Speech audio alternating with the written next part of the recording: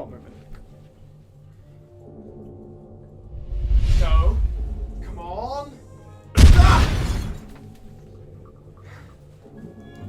Oh, hello and welcome to Free Facts and Theories. My name is Callum John and I'll explain later.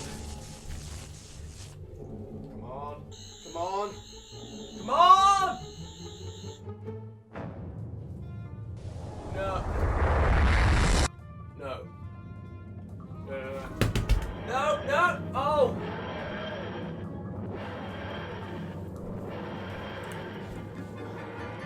Well, the TARDIS is gone. Well, if you haven't guessed by now, we're doing Doctor Who this week. And, I'm gonna have to try and get that back. So, while I'm trying to work out where the TARDIS went, on with the... spoilers. Aha. On with the facts.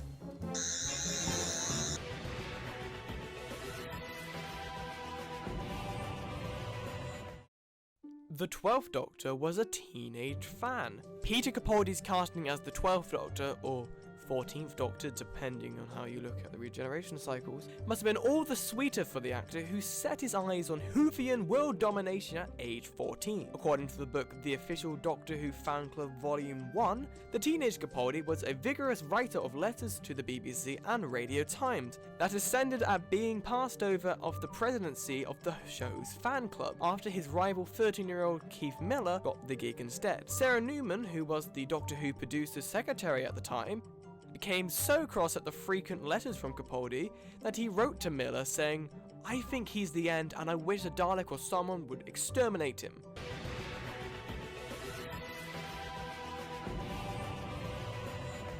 The Daleks almost did not appear in the revived series of Doctor Who due to a copyright dispute. When the series revived in 2005, there was a very real chance that the Daleks themselves were going to be, well, exterminated. The estate of Terry Nation, the co-creator of the Daleks, owns the copyright, and to begin with they were unable to give an agreement with the BBC with regard to the editorial control. However, after a lengthy dispute with the estate accused the BBC of trying to ruin the brand of the Daleks then returned. Even so, this is the reason why they have appeared so many times in episodes over the last 10 years.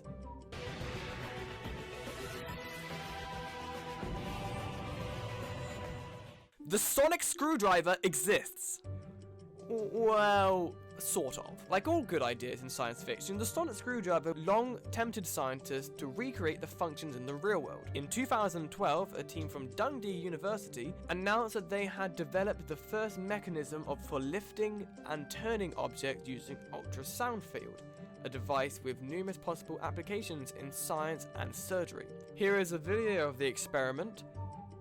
It doesn't look like a sonic screwdriver, but it definitely has that potential, and I really hope this ends up working. Meanwhile, a group at Bristol University has developed a thing they call the sonotweezer to manipulate and move particles. So if I turn that back, maybe if... I've got it. Alright, when you've been doing that, I've been working out if I can try to build a device that could possibly find out where the TARDIS went and hopefully bring me there too. When I'm building that, I would say on the theories.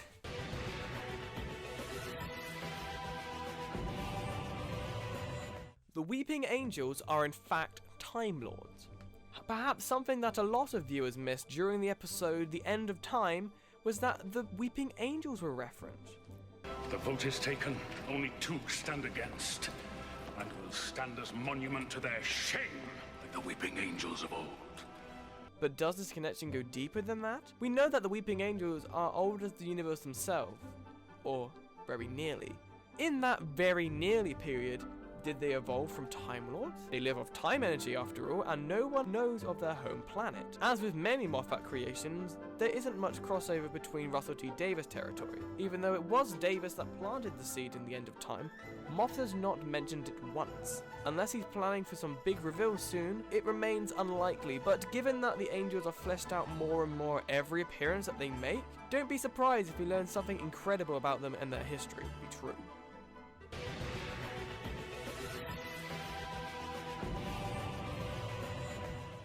Captain Jack was beheaded by the Headless Monks. One of the more straightforward theories that Doctor Who fans have come up with was that Jack Harkness has been rumoured to have been decapitated by the Headless Monks. It makes sense. Dormian was from the 51st century and knew time agents and dealt with vortex manipulators. And Jack is a time agent also from the 51st century. Somewhere along the line, Jack became a head, and the Headless Monks are known for making that sort of thing. So the link between the face of Bo and Jack was always really blurry, but Moffat was the writer who introduced Jack, so why couldn't he be the one to behead him?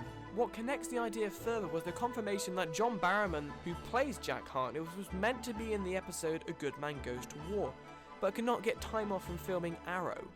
Well, then again, it probably for the best, as Jack Harkness would probably ended up flirting with the Doctor, the Headless Monks, and Rory.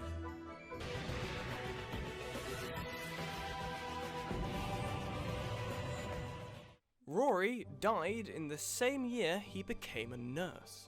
Let's talk about Rory. Rory is one of the most underrated companions of all time. The first time that the Doctor sees Rory, he takes note of his badge, which claims that he has been a nurse since 1990.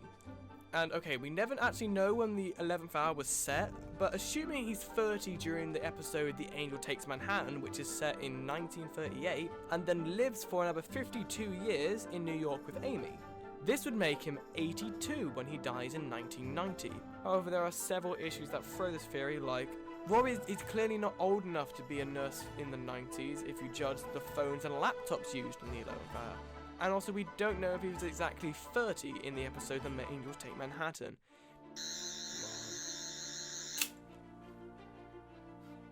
Perfect. So what I've done is I've made this device that should tell us where the TARDIS has gone. Or blow a hole in the universe. Well, hopefully the first one. And I've plugged you guys into this, so you should take me with it. Well, in the words of a famous man.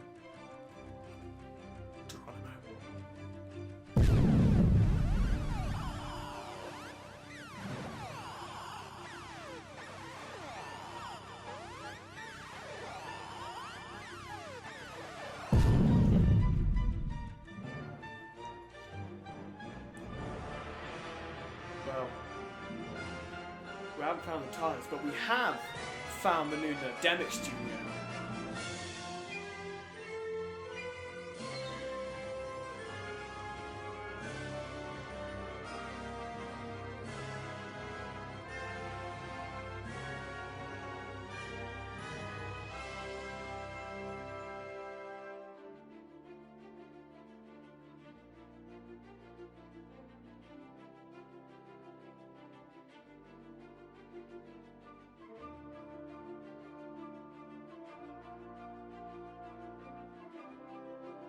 So this is where the new episodes are going to come from.